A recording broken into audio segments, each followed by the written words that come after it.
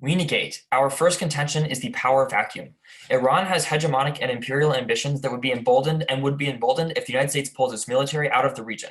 Cropsey and Ruffhead in 2019 explained that eliminating U.S. naval dominance would upend the current balance of power with severe consequences. The pursuit of this mantle in the 21st century has only one true aspirational contender, Iran. Iran's strategy involves expanding its influence through proxies supported by well-placed special operations forces in an attempt to wear down Saudi and Israeli strength. Iran is seeking to export its revolutionary ideology across the Middle East. As Gardner in 2019 explains, that starting with Hezbollah and Lebanon, the Republic is seeking to export its revolutionary ideology and expand its influence beyond its borders ever since the return of Ayatollah Khomeini to Tehran in 1979. Roughhead continues that Israel and Saudi Arabia are the two main challengers to Iran's ambitions. The Israeli Defense Forces are the only military in the region of Western quality and proficiency, and Saudi Arabia's kingdom has been remarkably adept at cultivating support. Saudi Arabia remains the custodian of Islam's two holy cities, Mecca and Medina, a position of great religious and political importance. War will break out as the countries clash to fill the power vacuum that the United States will leave behind. As Cropsey and Roughhead conclude that in the event of U.S. withdrawal from the region, a long-term regional war between Tehran and Saudi Arabia would cause widespread bloodshed. Iran and Saudi Arabia would be likely to attempt nuclear breakout. An increasingly fractured and war-ravaged Middle East would spawn more jihadist organizations. And absent a reliable U.S. presence, Saudi Arabia will perhaps even Israel would increasingly turn to Russia and China as great power guarantors. Our second contention is Saudi Arabian nuclearization. Knights writes in 2018 that the U.S.-Saudi relationship is built on a simple premise. Washington provides physical security for the Saudi state. Troop pullout substantially damages our security commitments. As Saab in 2018 confirms, if the U.S. pulls out, the relationship with Saudi Arabia will rapidly deteriorate, and the Saudis see the U.S. military presence in Bahrain as an integral part of their security. Significantly decreasing security commitments with Saudi Arabia could cause them to proliferate. Brown in 2017 concludes that discussion has increased within Saudi Arabia about nuclear weapons. Although proliferation is currently a fringe idea for most U.S. allies, a significant retrenchment in U.S. security commitments could make these ideas viable, particularly for states facing highly acute threats.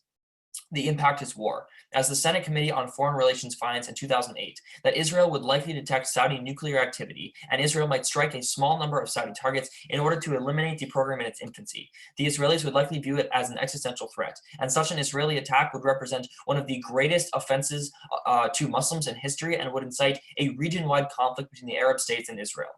Contention 3 is Iraq.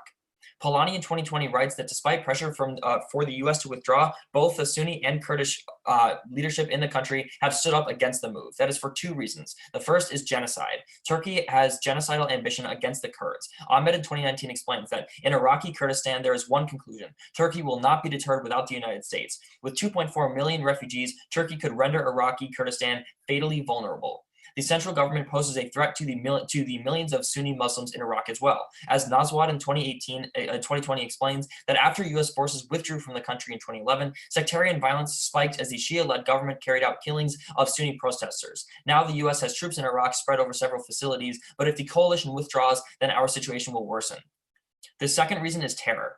When ethnic minorities in Iraq face violence from external actors, they empirically turn to ISIS for protection. After the American withdrawal from Iraq in 2011, Nalzad in 2018 explains that local tribes sided with ISIS and the area was quickly overtaken by the group.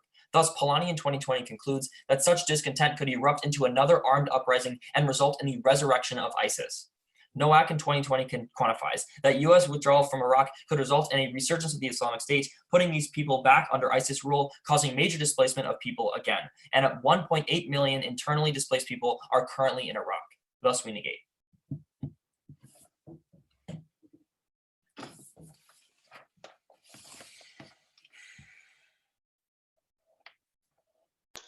Is everyone ready? Okay. I'll start now. We affirm. Our first contention concerns ending the world's worst humanitarian crisis. As Jones of the Atlantic explains in 2011, the United States military posture emboldens its allies, providing Saudi Arabia and its allies considerable political power to behave badly. Because the United States places tens of thousands of troops around the Arab states of the Persian Gulf, those countries gain leverage over America and feel secure in their aggression. This is especially true in Yemen's civil war, where American military presence has supported and exacerbated the Saudi-led war effort, leading to what the United Nations termed in 2019 the world's largest humanitarian catastrophe. And the blood is largely on the Saudi coalition's hands. Burns of the Washington Post explains in November that nearly 250,000 have been killed, with American-built bombs and missiles being responsible for 2/3 of civilian casualties. But perhaps the most striking feature of the Saudi-led war effort is its focus on economic and humanitarian targets rather than military threats. Walsh of the New York Times reports that the Saudi-led coalition and its Yemeni allies have imposed a raft of punitive economic measures aimed at Yemen, whose consequences have landed on the backs of civilians. In other words, Saudi Arabia is willing to starve an entire nation of civilians just to weed out a few thousand opponents. Indeed, in addition to opposing a massive economic blockade on Yemen's food and medicine imports, Monday 18 of Tufts University finds that since 2015, Saudi airstrikes have shifted from military and governmental to civilian and economic targets like infrastructure, food production, and hospitals, devastating Yemen's economy. The American military presence has enabled this in two ways. First is by emboldening host nations. American troops bring implicit security guarantees to host nations, as the United States will protect their military presence and thus the host nation in times of danger. This emboldens host nations to act more aggressively and spread their militaries thin, as they know the United States has their back. Indeed, Clark of the National Interest explained in March that the reckless intervention in Yemen was abetted by the stationing of American troops. The Saudi regime and its allies can afford to be obstinate when they have the protection of the world's only superpower. Second is reorienting capabilities. The American military presence enables the war in Yemen by providing essential military assistance to the effort. Schmidt of the New York Times in 2018 explains that American personnel service, repair, upgrade, and provide intelligence for every F-15 taking off from Saudi Arabia. Each pilot is trained by Americans and every operation relies on American intelligence. Consequently, Nacharos 18 of the New Yorker argues that without foreign assistance, it would be very difficult for the Saudis to wage war. Should the United States withdraw, the Saudi coalition would lose the same support. In fact, Dalton of Defense One in 2017 finds that moving the forces at Al Udeid, a Qatari airbase, would severely impede assistance to Saudi Arabia and the UAE in the Yemen conflict. Even if the Gulf states can continue the war, withdrawing American support would make the war in Yemen strategically unpalatable. With weakened military and an uphill battle in Yemen, Saudi Arabia would be far more likely to pursue negotiations. Thus, withdrawing the American military presence would end the war in Yemen. This is empirically proven, as Walsh from the New York Times explains that when the Saudis realized in September that they could no longer count on the United States to come to their aid, they reached out to their enemies to de-escalate, driving an 80% reduction in airstrikes. Unfortunately, Parsi 20 of foreign policy continues that the cards were reshuffled when Trump ordered the airstrike of Qasem Soleimani, with the region once again moving towards conflict. El Tayyab of The Hill explains that in January, Saudi air raids jumped 294%, and by February, air raids were up another 118%. Overall, stopping the war in Yemen saves millions from poverty and death. True of the Independent in 2019 estimates that by 2022, more than 330,000 children could be dead, with 13.4 million people at risk of starvation. Thus, we are proud to affirm. Can I see a couple of cards? Firstly, can I see Schmidt 2018? And secondly, can I see the Dalton evidence? The what? What was the second one? The Dalton evidence. Okay, first up is Schmidt.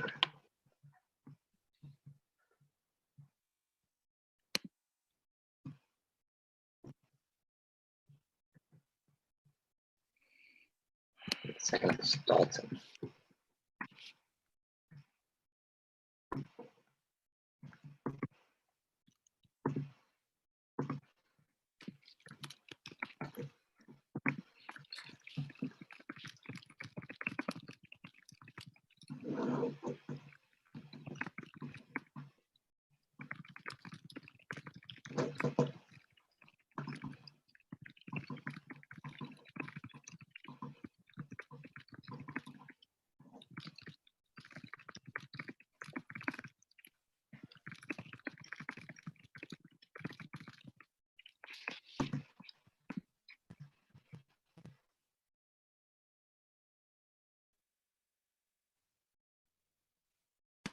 book.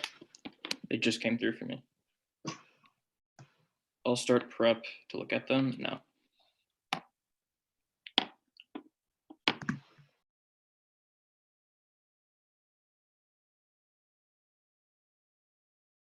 Yeah, okay, cool. 10 seconds used.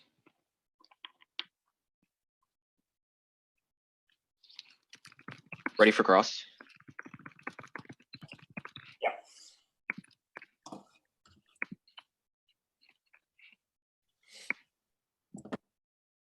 So your first link says that the United States emboldens allies with security guarantees because they have presence in those states. So how big is the United States physical presence in Saudi Arabia or anywhere else in the Saudi-led coalition?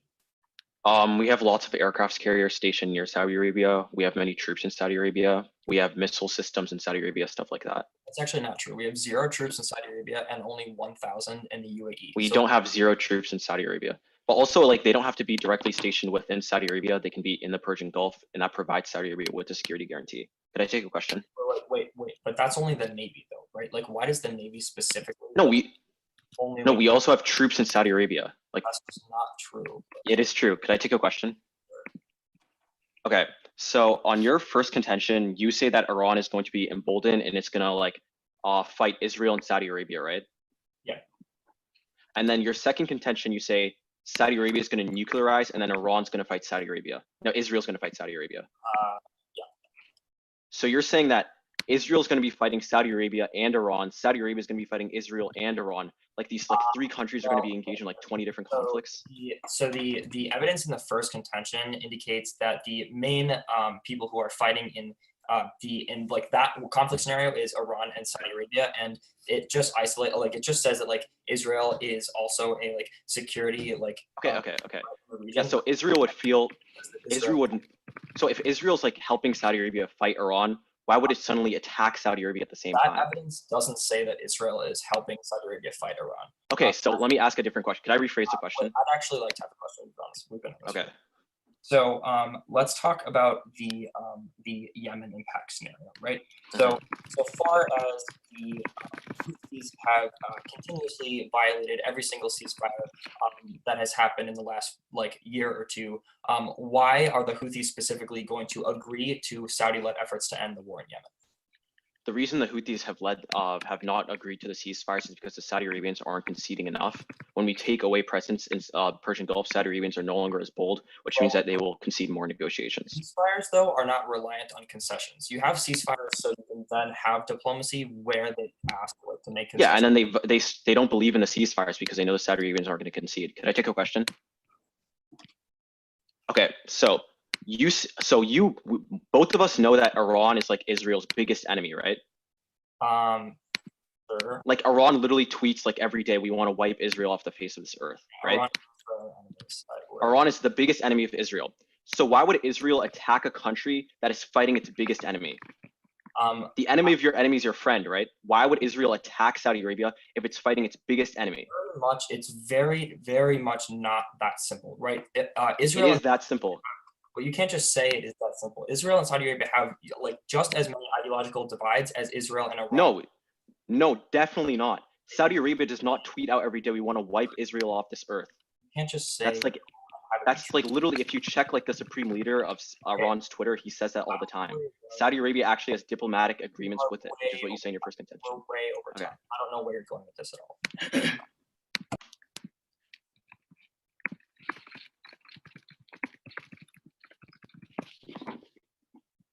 I'll take a few seconds of prep starting now.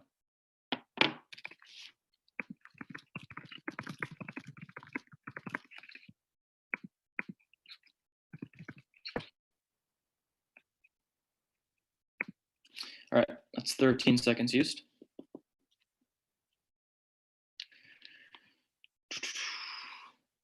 All right, is everyone ready? All right. Let's begin by discussing the current condition of the war in Yemen. We both agree that it's very bad, but there is improvement happening in the status quo. Hubbard in 2020 explains that Saudi Arabia recently announced the kingdom and its allies would observe a ceasefire in Yemen. It's the first major step towards peace and the biggest one we've seen in the history of the war. Making Saudi Arabia insecure by pulling out would only jeopardize what progress we are seeing in the status quo. But secondly, a negotiated solution actually relies on other sides in the conflict like Iran and Saudi Arabia coming together to solve their problems. But absent American presence forcing local states to work together, that won't happen. Jan writes in 2020 that given the deep-rooted ideological and political divisions between key players, it is difficult to envision a new Islamic bloc creating harmony. Discord and divisions have afflicted the Muslim world. Next, let's talk about their specific links. Let's begin with some weighing, though. We need to ensure that Iran doesn't become more aggressive if America withdraws, if we want to prevent Saudi Arabia from becoming more aggressive as well. And history teaches us that if America withdraws, even fears that Iran will expand to fill that power vacuum we leave behind are enough to spur Saudi Arabia to expand. Rupra in 2017 explains that after the Libyan intervention in 2013, Saudi Arabia feared America would withdraw and vacate the region, which caused them to fund proxy conflicts. Thankfully, America didn't wind up withdrawing from the region, but this period of instability demonstrates that what happens when Saudi Arabia thinks we're going to withdraw, that's more violence and more bloodshed. But the second response to their first link here about how Saudi Arabia is emboldened relies on an assumption that our security commitments are unconditional and that Saudi Arabia relying on us for all of their security means that somehow they have leverage over us. The exact opposite is true. Jordan in 2019 explains that last year, when America temporarily ended mid-air refueling of Saudi jets, Riyadh backed a ceasefire. In dealing with Saudi Arabia, America's choice has never been between blithely accepting Saudi conduct or severing our relations. Presidents from FDR to Ronald Reagan have found ways to preserve American values while selectively cooperating when it is in our interest. But third, if we make Saudi Arabia fear for their safety, they'll make escalatory and dangerous decisions. Terrell 2013 explains that US land power remains profoundly relevant to deterring recklessness by regional powers in the Middle East. Regional partners need greater assurance if unfavorable political developments occur, like the instability we're seeing on Saudi Arabia's border. On the second link about how we're able to completely end, basically destroy Saudi Arabia's military by affirming the resolution. Several problems here. Firstly, we don't contest that the Saudis are committing war crimes. However, unilaterally destroying their military is a crazy solution to the conflict because it would grant the victory to the other side in the conflict, the Houthi rebels. That would be a disaster. Matthews in 2018 explains that the leader of the Houthis in Yemen have unmistakable genocidal intent. Like the Islamic State in Iraq and Syria, the Iranian-backed Houthis appear willing to purge Yemen of all its religious and cultural diversity, including a genocide of the Baha'i minority. Secondly, US withdrawal and destroying the Saudi military means the Houthi rebels would have no reason to negotiate because the side they're fighting can't do anything. Knights et al. In 2019 explains that withdrawing US support will embolden the Houthis and their Iranian supporters, making them much less likely to accept any sort of agreement. But let's back up for a second and even examine the initial claim they present, which is that American assistance, not arms sales, not forces, specifically American military force in the Persian Gulf, is what is allowing Saudi Arabia to conduct these airstrikes. That's not true for three reasons. Firstly, their evidence about how key the US is to the war effort is very weak. It just says, on average, we help with the maintenance of a lot of repair jets. Saudi Arabia has a $500 billion sovereign oil fund. They can pay for munitions, they can pay for all of these things. But secondly, Knights in 2018 explains that Saudi Arabia is stockpiling enough materials to allow them to continue the war for decades, even if America cut off all security ties. But thirdly, even if they did lose access to all fighter jets, Carsey 2019 explains that Saudi Arabia has bought dozens of fighter jets from Britain, so in a worst case scenario for them, they could fall back on those. Don't just destroy the Saudi military, or at least try to, because you'll then give the conflict to a genocidal Houthi rebel group. Vote for the con. Okay, we're gonna take a little bit of prep time. I'll start it when I call Liban. Liban, you ready? Oh wait, let me open up my timer.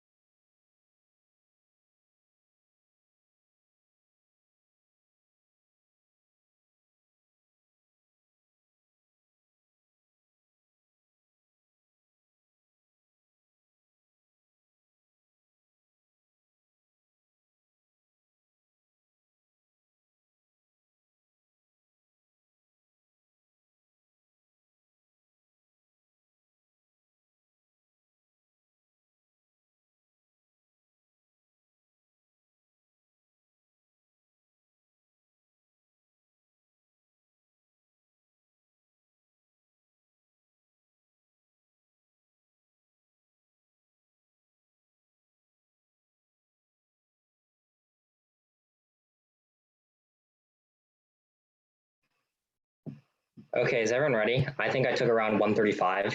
Does everyone agree with that? All right. I'm going to be starting on our case and moving on to my opponent's case. Starting now. Starting on our case, our argument is that Saudi Arabia is committing genocidal atrocities within Yemen. My opponent's first response is that they had a ceasefire, but this ceasefire is fake news. First, Saudi Arabia is still committing the blockade, which Vox explains in 2017 is killing hundreds of thousands of children over a couple of months. And second of all, the Hubbard evidence they cite still says it's the first step on a very long path to peace. Second, my opponents say that it's very hard for the Saudi Arabians to be able to negotiate with the Houthis, but they don't respond to our New York Times evidence that says when the Saudi Arabians saw that the United States were decreasing their commitment in 2019, they started negotiating and we saw real progress. There was an 80% decrease in airstrikes. My opponents say that historically, Saudi Arabia has lashed out in 2013 in Libya. The Libya example is not as good as our evidence because our evidence is talking about Yemen that says that Saudi Arabia became less aggressive in Yemen when the United States indicated they were no longer backing them.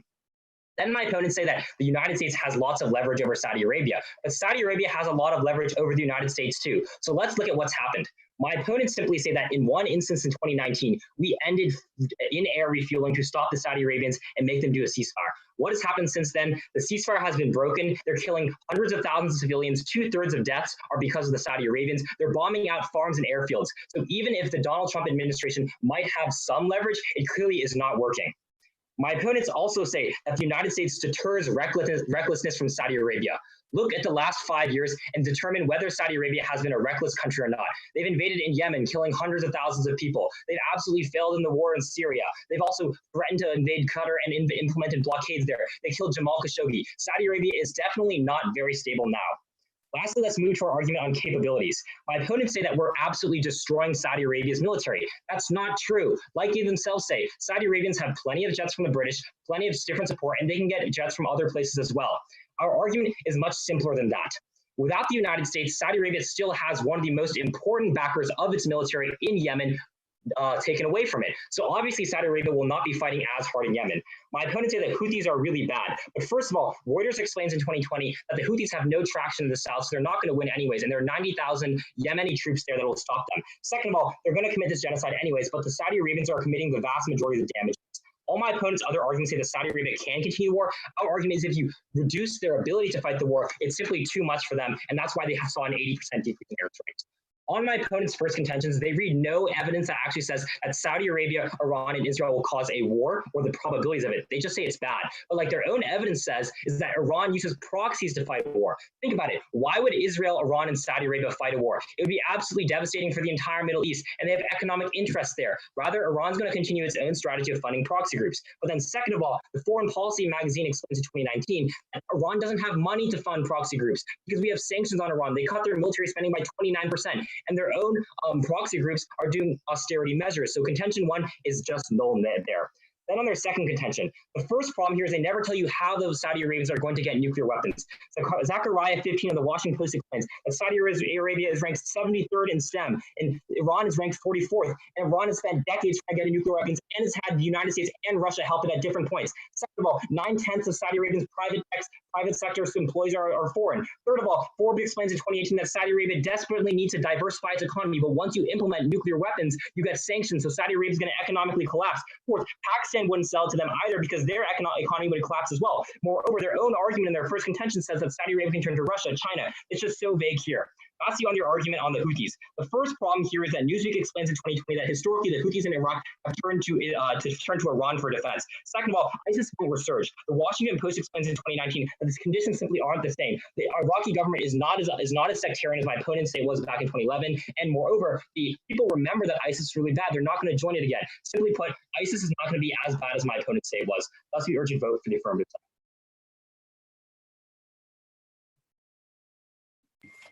Okay, we need some. We'd like to see some evidence. The first is the evidence that says that Iraq's government is not as sectarian as it used to be.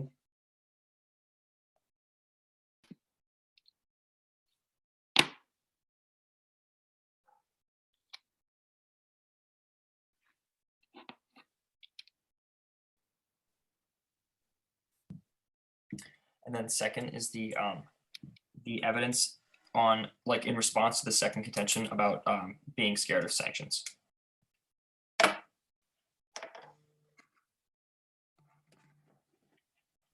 The first one I'm going to send is the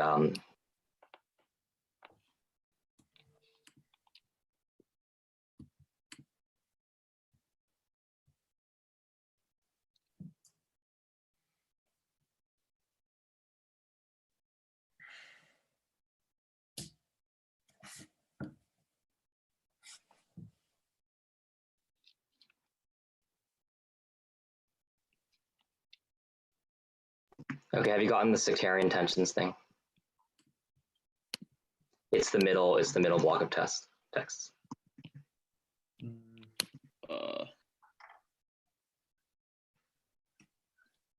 Not yet. Wait, what's the name of the card? I don't think it's, oh yeah, it just came through for me. Okay, Morgan, do you want to start running prep now or? Wait, I gotta send the second one as well. Yeah, First. we'll wait for that, yeah. So the second one was sanctions, right? Yeah.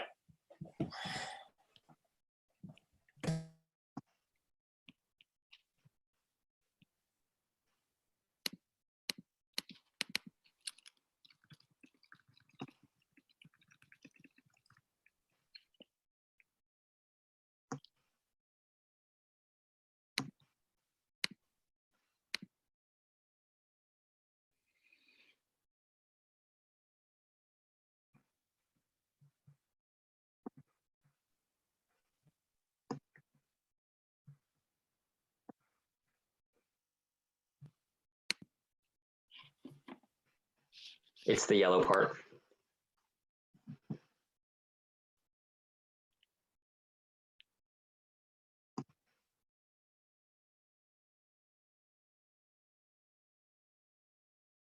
It just came through. We'll start prep when the call goes through. Right, I'll mute myself. Yeah, wait, hold on, I'm not.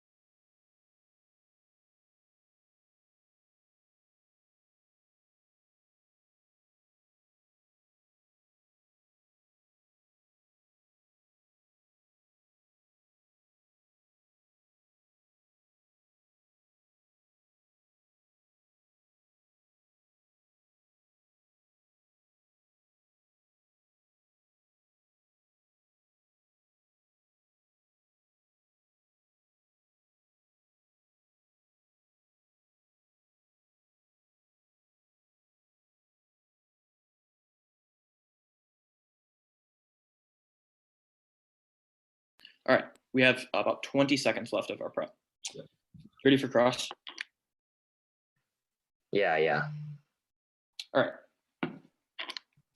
So let's begin by talking about your first or your second argument about how we can take away Saudi Arabia's logistics. So which is it? If we end military sales, is the Saudi Arabian military significantly weakened, or are they not affected? They're weaker. Yeah. Okay, that's fine. That's all I needed. You can have a question. Yeah, sure. So I just read your Polanyi evidence from Al Jazeera on your case. So it says that if Iran-aligned Shia parties continue to push for a U.S. withdrawal from Iraq, the unstable political situation could take a dark turn. So, wouldn't the way to solve this be to withdraw American troops to stop the sectarian tensions that are over? No, not at all, because the reason Polanyi says it takes a dark turn is that if our troops are gone, the central government, A, cracks down on Sunnis, and B, what you don't answer is that Turkey comes in and does a literal genocide of the Kurdish population. There's millions of them in Iraq at the moment. It's called Iraqi Kurdistan. There was no answer to that.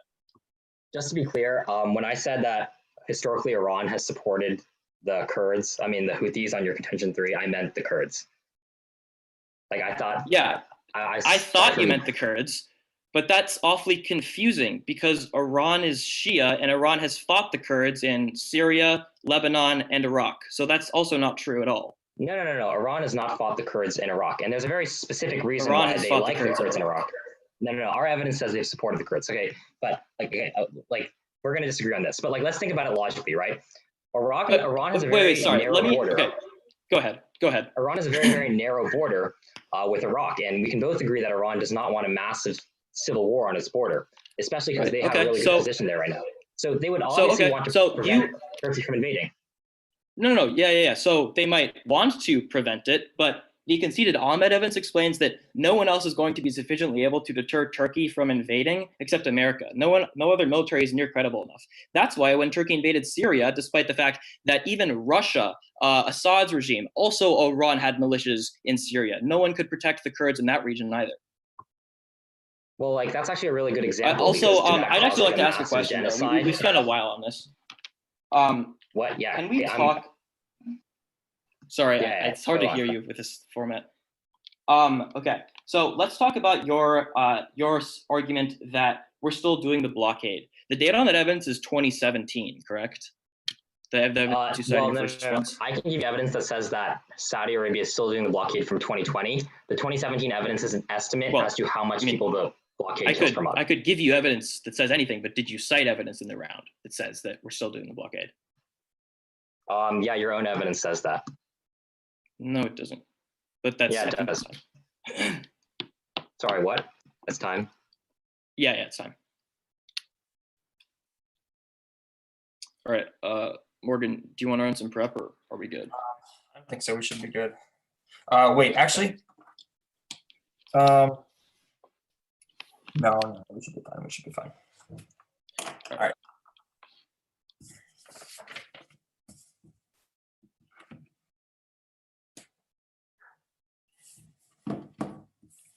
Okay, it's going to start on my case and then move to theirs.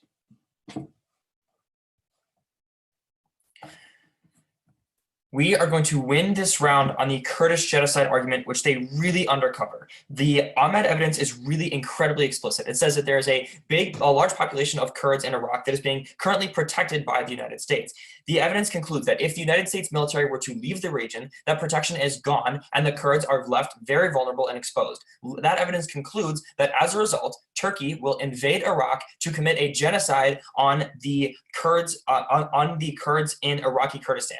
The reason that's true is because for years there has been a serious ideological conflict between the Kurds and Turkey. So this is really important. They have literally only one general response to this argument, and it's not very good for two reasons. They say that basically Iran is backing the Kurds. One, Iran is definitely not backing the Kurds. The reason that's true is because the Kurds are Sunni Muslims and Iran is composed of Shia Muslims. And there has since the existence of the two sects been an ideological divide between the two of them. That's why Iran would not come to their support. But secondly, even if you do believe that Iran is supporting them, our Ahmed evidence says that that is not enough to deter Turkey from attacking. So the only country with a big enough military that is a big enough threat to deter the Turkey from invading is the United States, even if Iran is backing them. So here's how you weigh this argument. Here's how you weigh a complete genocide of the Kurds in Iraqi Kurdistan. We would say you can weigh this on probability, because if you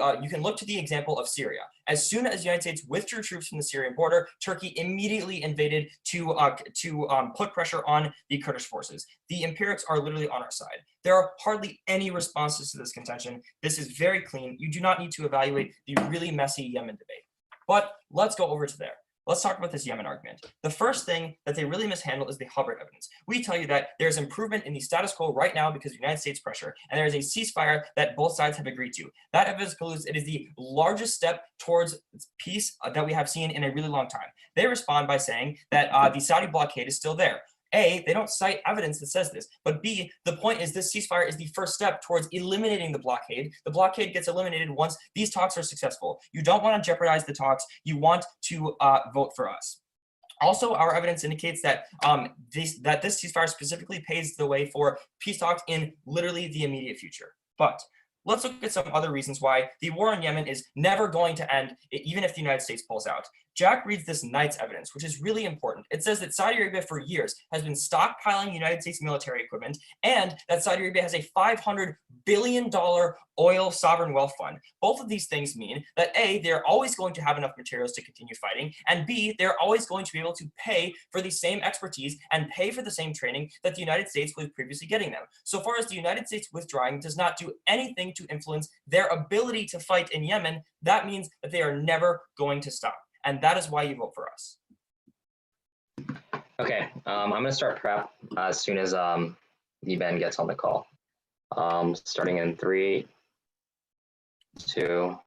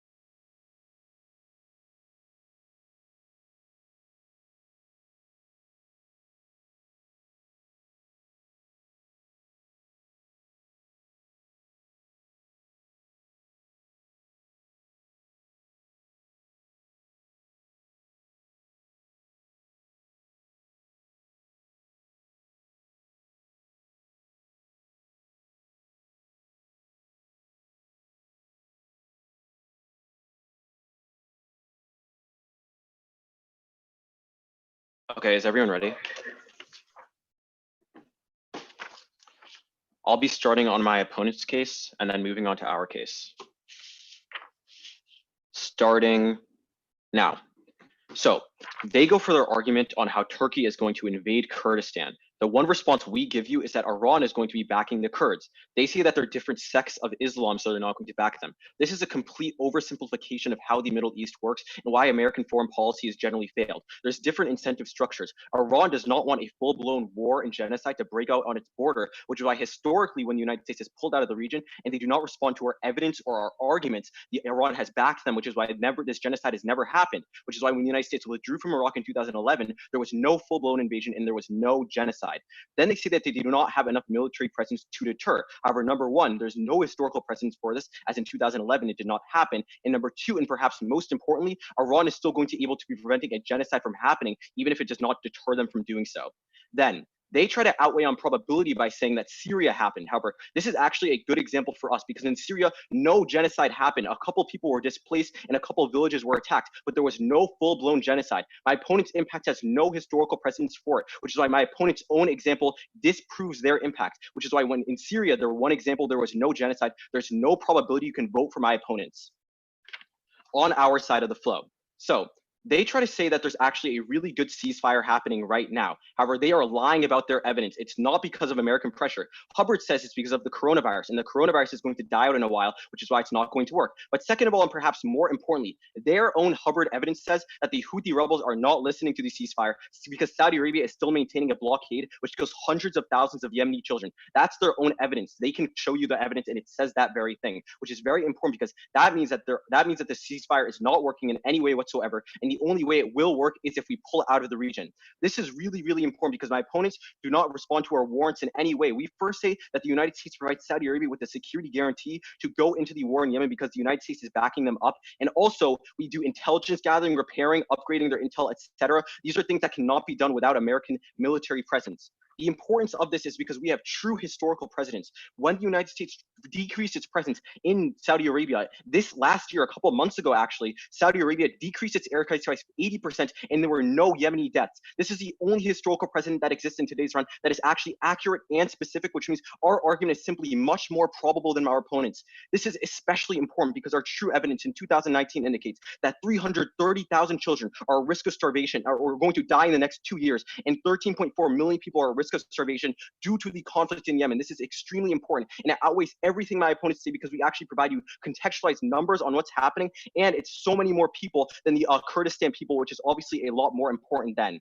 They try to say that the Saudi Arabia can just buy weapons and buy other things. However, they are not going to be able to have intelligence gathering, American troops repairing it, and other things like this, which is why overall our evidence from foreign policy says that the United States decreasing its presence in the region decreased airstrikes by 80%, the true historical precedents in today's round.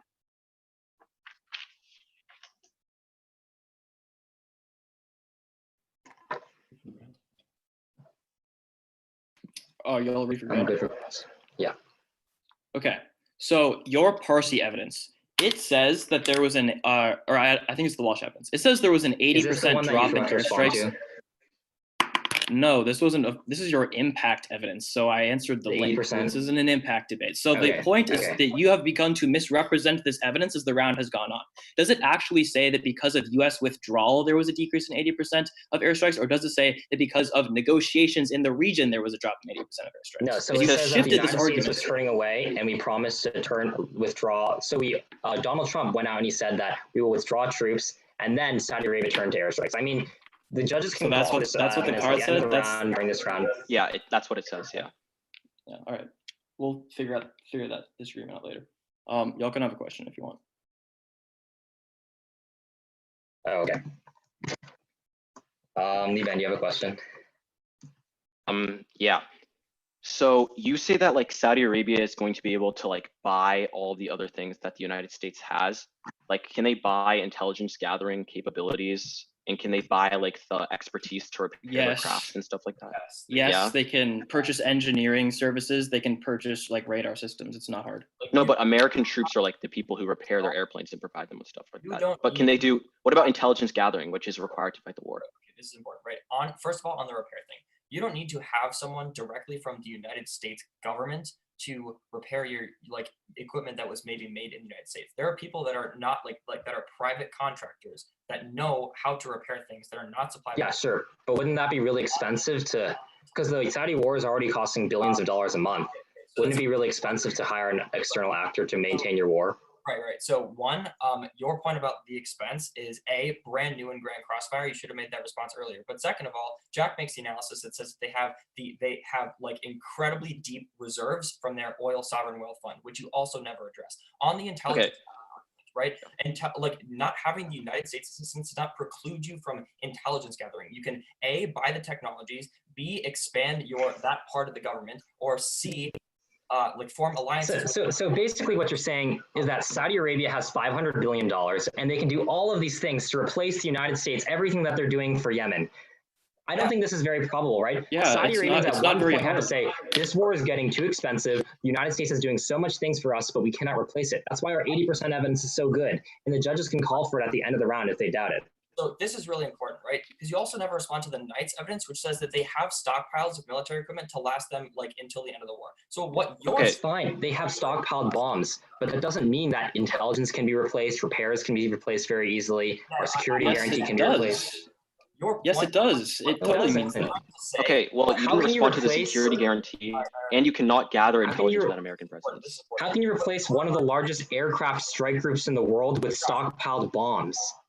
It's not just Again, two things. It's not just bombs. Knight says they have all of the equipment necessary in stockpile to continue the intervention. That includes munitions, spare parts, logistical Okay. maintenance, etc. It's not They just have all- bombs. Who said it was just bombs? How do you stockpile intelligence? How do you stockpile intelligence? none of these. Wait, so all you need to do for intelligence is literally just buy like radar systems. It's not hard. How do you think they not got hard. them from I us think now? radar They systems bought are going them. to tell you where people are. Intelligence is not the linchpin into the Saudi Arabia's like fighting. Yeah, it is. Wars are fought The based on U.S. is the intelligence. linchpin, and you can call for evidence. It's so good. It says the United States is We're over crucial time. to the We're over Saudi time. Arabian. We're gonna run preferences. All right, we're going to use the rest of our preps starting now.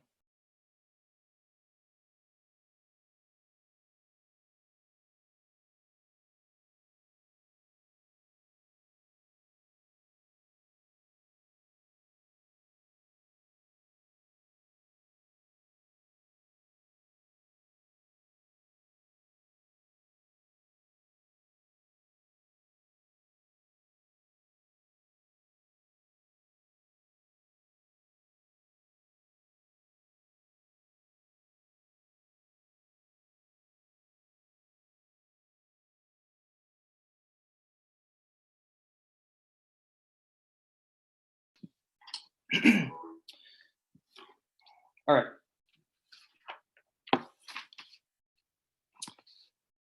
It's going to be their case, then our case.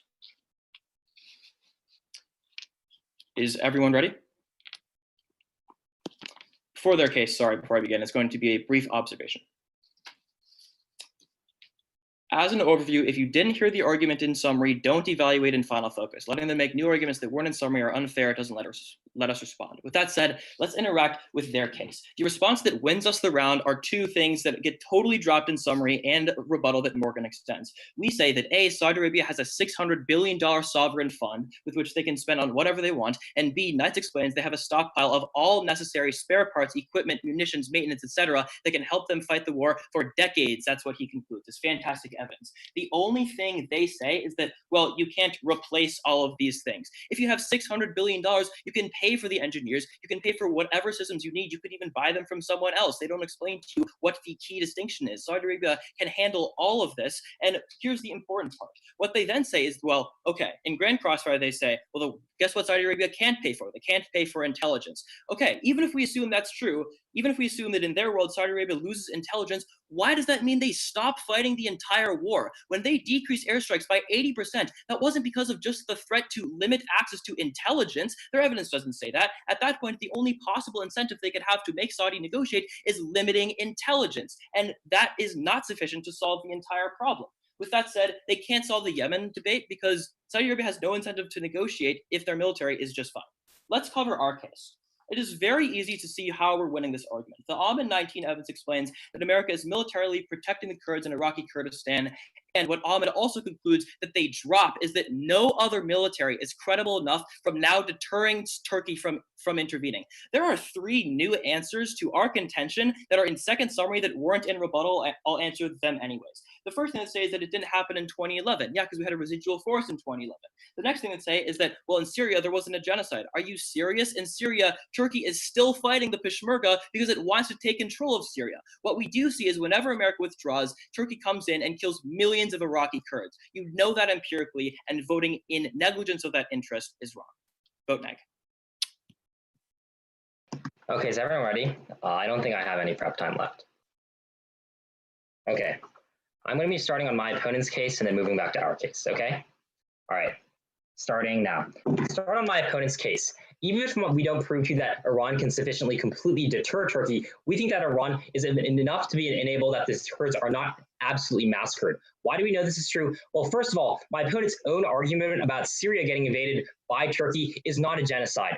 They say that Turkey has gone into Syria and is doing attacks. This is true. They never read you a single piece of evidence as to how many people are dying, how many people are getting displaced, how many people are now joining ISIS because of these sectarian tensions. They have no quantification by the end of this run because just because you invade a place does not mean that you successfully committed genocide against everyone, does not mean that you displaced everyone. In fact, we would posit that my opponents do not have the statistics to back it up because it simply isn't true. The genocide is not as large. At the end of the day, even if it were true, my opponents have never mentioned as to how many people are infected in Iran. On our case, we give you the very clear evidence that the Saudi Arabians are committing the vast majority of the deaths in Yemen. That's 330,000 children in the next 2 years, 14 million people on the brink of starvation. If we get Saudi Arabia out, that is the vast majority. That's millions and millions of people getting benefited. So if we have a chance of reducing the conflict in Saudi Arabia and Yemen, we win this round. Move to our case. The important thing is, even if my opponents prove to you that Saudi Arabia can continue the war, they do have $500 billion.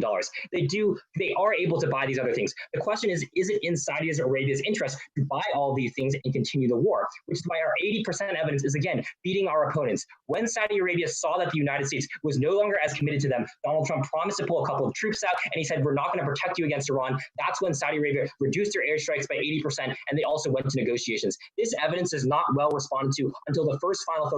And either way, we tell you that the evidence is simply not what my opponents say it is. They're trying to misconstrue it. We give you the argument that A, the United States creates a security guarantee. Saudi Arabia can afford to be this bad in so many conflicts because we back them in every conflict. And B, we tell you that the United States helps them with so many things. Again, the argument is not that Saudi Arabia can afford to fight. It is will they afford to fight? And they clearly have not. Our history shows our probability, and we're outweighing on every single number here. Please vote for the affirmative side. Iran. Good debate. Good round. Can someone send the 80% decrease in airstrikes? Yeah, I'll send it. Dope, thanks.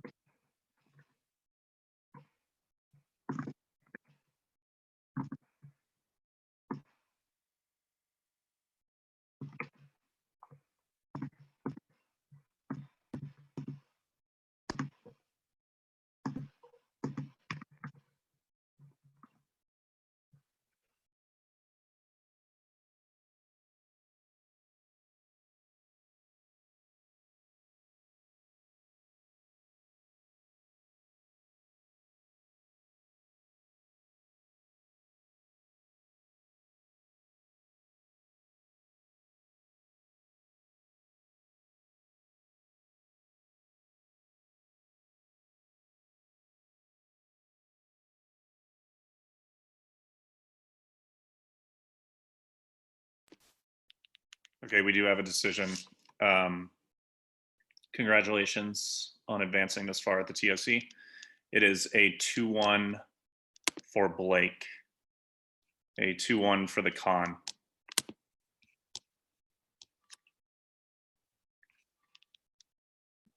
Okay, I guess I'll start then because I was the one who voted for the AF.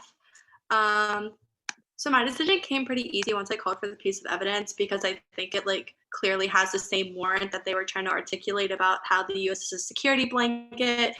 I even put it in my RFD, quoting the piece of evidence that says the reason why we saw the decrease in airstrikes because the U.S. military was no longer at their disposal.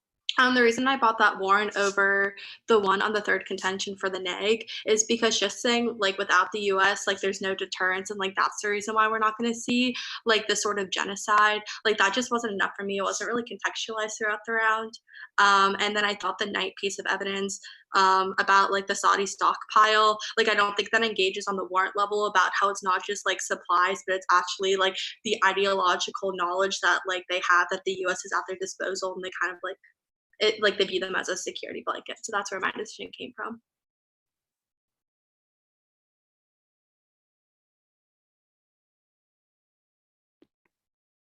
Do you want to go ahead?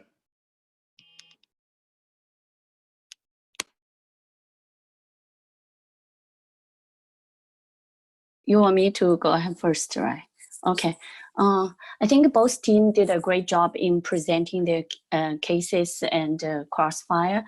To me, I think Blake team did a very good job in the summary in restating their contention of U.S. troops' presence in preventing Turkey's invasion. In the both in the summary and also in crossfire, and also by bringing when they do the summary, when they try to weigh their points and try to bring in the focus. Also, they did a very good rebuttal about the U.S. and Saudi relationship to the impact of the war. That like when the U.S. is there, there's less possibility that it will cause a Gulf war, like between the interstates and also the security, those kind of things. So it's to me, it's very logical and clear.